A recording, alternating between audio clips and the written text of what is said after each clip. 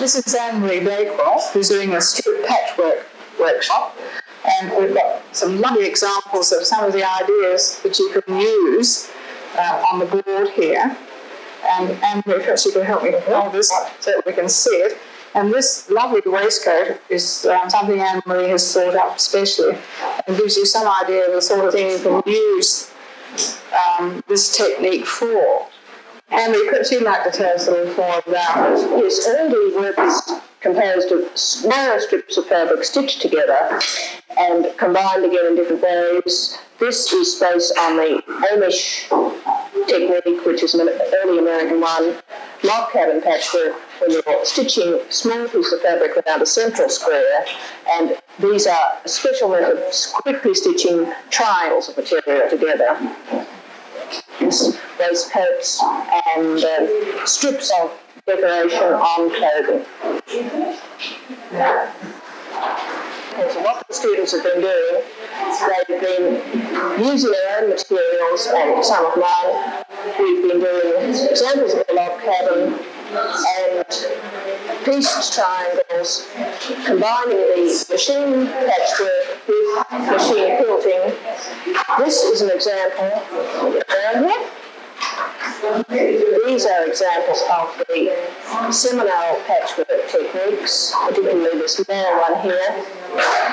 This is the type of work that has and is still being done by the Seminole Indians in America, which it's a type of work that's used in the national costumes, stitching together long strips of material and narrow straps of colour, cutting them apart and recombining them to rich designs, which are then used on the national costumes.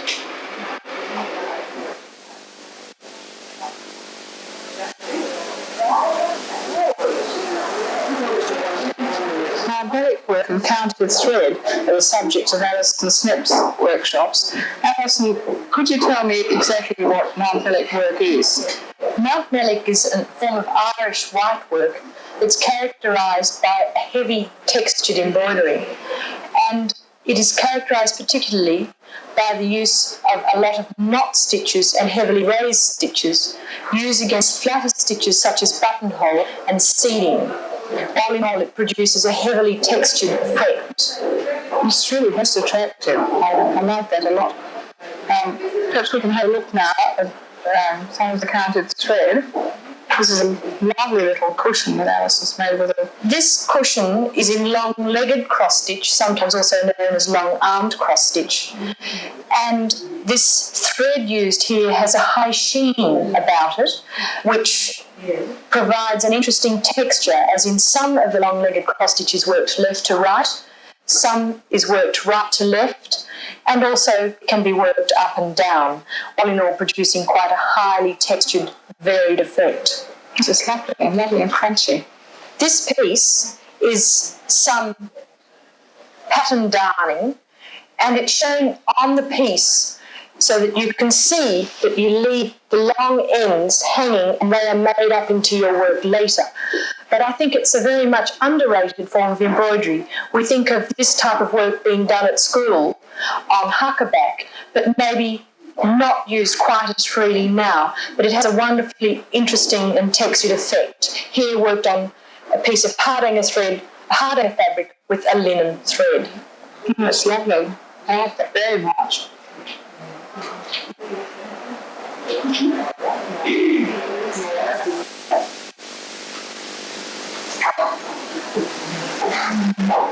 Canvas work is Effie Mitrofanis' subject for her workshop, and Effie, you've got just the most lovely selection of things here. Would you tell us a little about what you've got?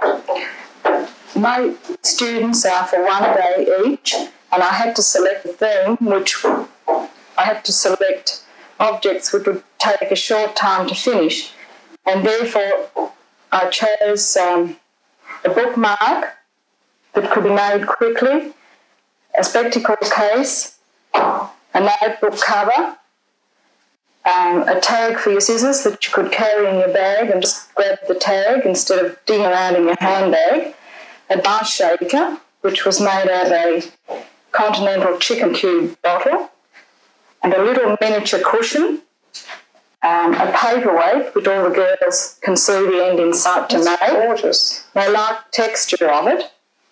A pin cushion which was designed around the 6-sided stitch with a seashell tassel attached,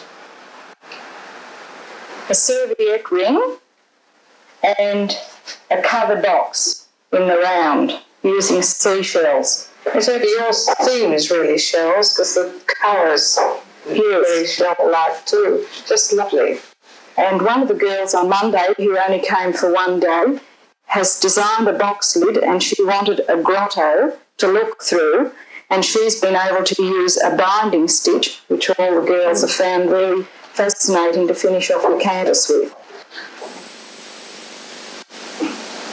Hand-embroidered landscapes are the subject of Prue's Socha's workshop. Prue, I can see that you've used dye in the background of your little panels. Would you tell us how you've done that? Yes, of course. We've used this fabric paint, which you can buy from Batik Alterio in Randwick. It's very easy to use. The students have wet their background fabric, which is a natural fibre. It's either Viola or Clydella, which is a wool cotton blend, and then have painted the dye onto the wet fabric and then dried it quickly with a hairdryer, which is a rather good idea because it is dried very, very quickly. Then they've had it already mounted on the frame, and they have had their inspirational picture beside their work while they've been dyeing, and then they have started to embroider them. And I would like to show you the one that Wendy's doing. She has her inspiration at the top, which is out of a magazine. You can get your inspiration from books or magazines or photographs, and Wendy has hers from a magazine, and she's starting, as you can see, to tack lines for the gross forms, and then she's working in the different patterns of stitches to get the textures of her inspiration. That really does work very well. It's charming. Yes. And Sue, has inspiration is a lovely evening down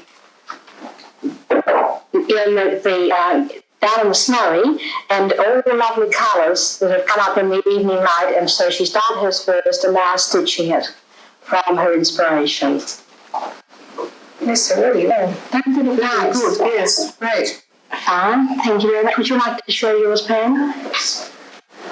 Pam's is another lovely landscape, and she's dyed her colouring so that she's not covering it all over. She's going to cover it heavily on this side and then fade away with the stitches on the other side showing the dye, because there isn't any point in dyeing it if you're then going to cover it all over with stitches. It means you don't have any white background, which is rather disturbing when you're doing the stitchery. If you've got colour underneath, you can do lighter stitchery in some parts and heavier in others, which is a nice contrast.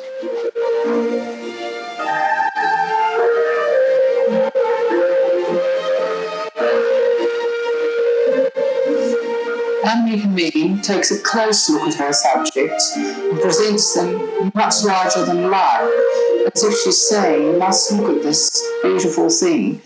And she likes insects, flies, sawflies, wasps.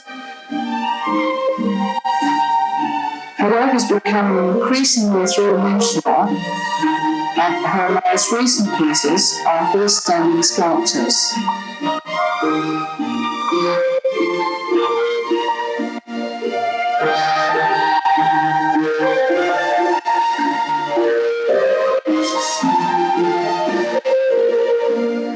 I'd like to ask you what really made you decide that you wanted to have her exhibition here? Well, apart from watching Annemeike's development from 1980, when I really first saw her travelling piece, her maternity gown, a craft travelling scholarship, I became convinced that this woman was outstanding and I should watch her development. You know, I'm a textile busybody. Yes. So this I followed through. Then I saw her at a Swedish trade fair, and she'd done one piece of textile sculpture, Old Lady Moth, at that stage. And it was a crowd of thousands after I'd been dragged in by Fred, who said, "You must come see this woman. She's absolutely outstanding." I was cleaning the house, and I suppose it was a good excuse. And I said, "It's Annemeike Mein, and there can't be anybody else." So I went in and had a look, and the next day I went back again, and I spoke to her, and I first, she probably thought, "This crazy woman." And I said, "Look, keep working on textile sculptures. This is going to be, you'll really make your name. You've got great ability, just do that." So we spoke for a while and exchanged names, and time went by. And then when I found that the Guild was planning this extraordinary conference in Sydney, I rang you and said, "You've got to have Annemeike Mein." And I suppose it was a series of opportunities because we were initially working on our project late in the sky there, and I said, "Look, I'll provide you with free gallery space. Just ring her or speak to her and tell her."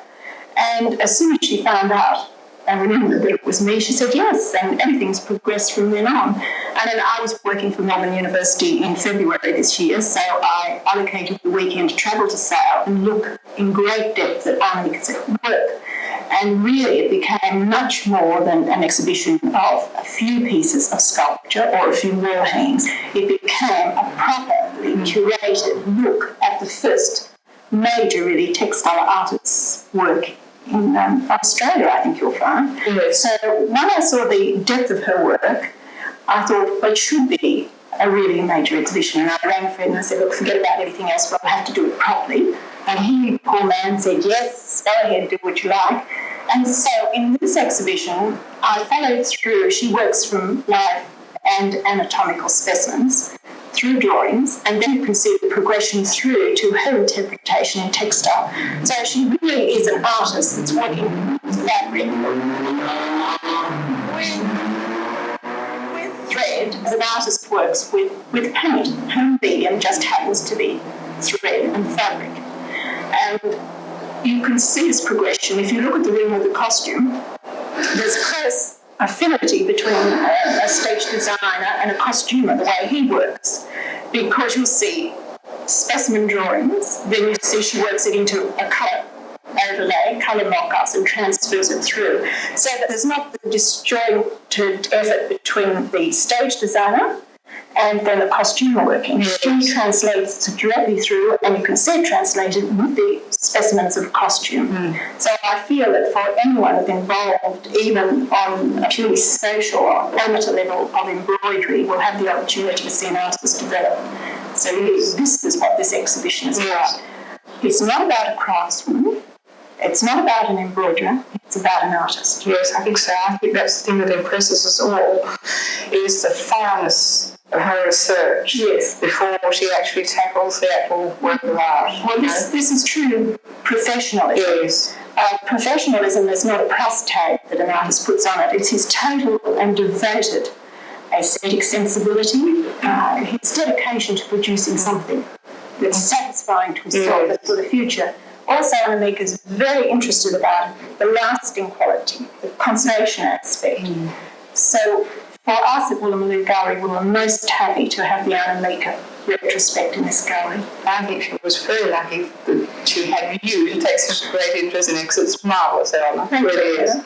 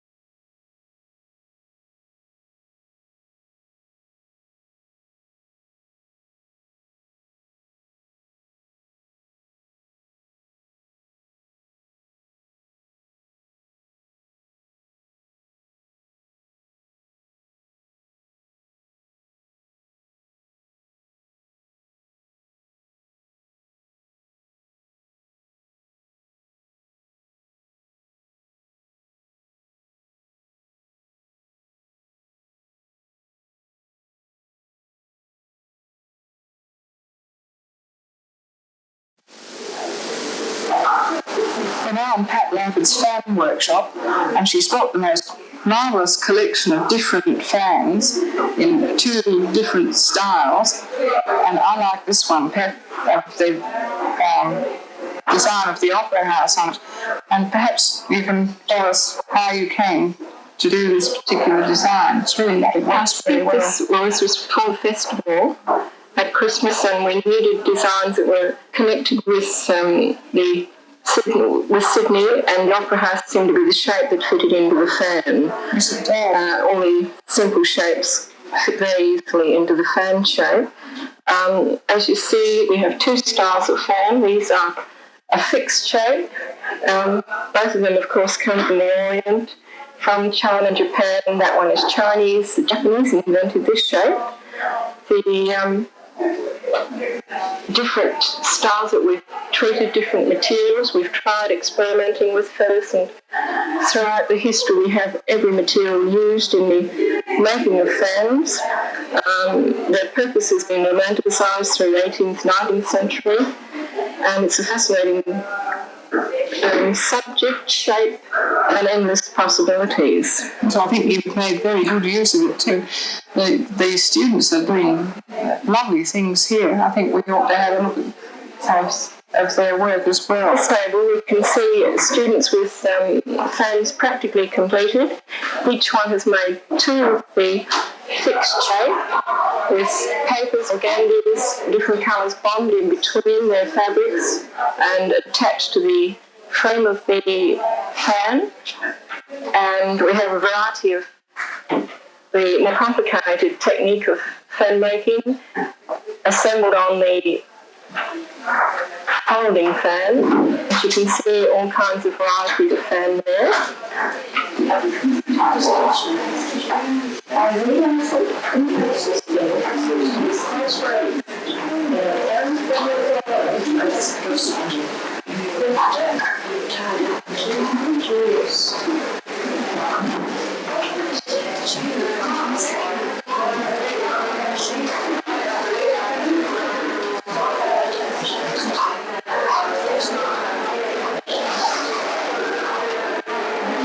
We have a different variety of fans.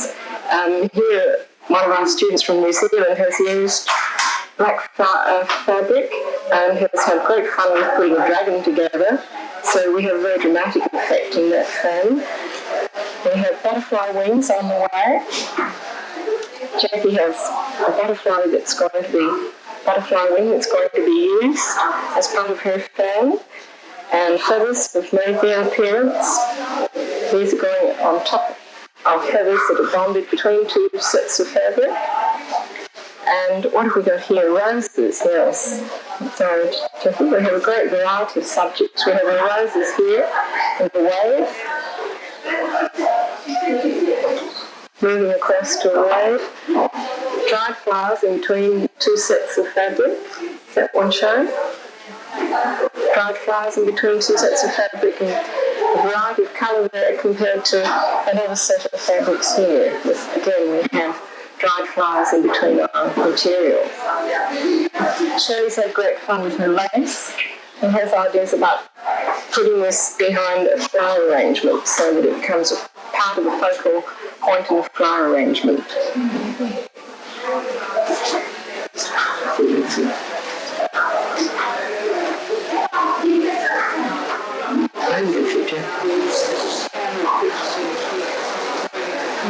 As we go, we use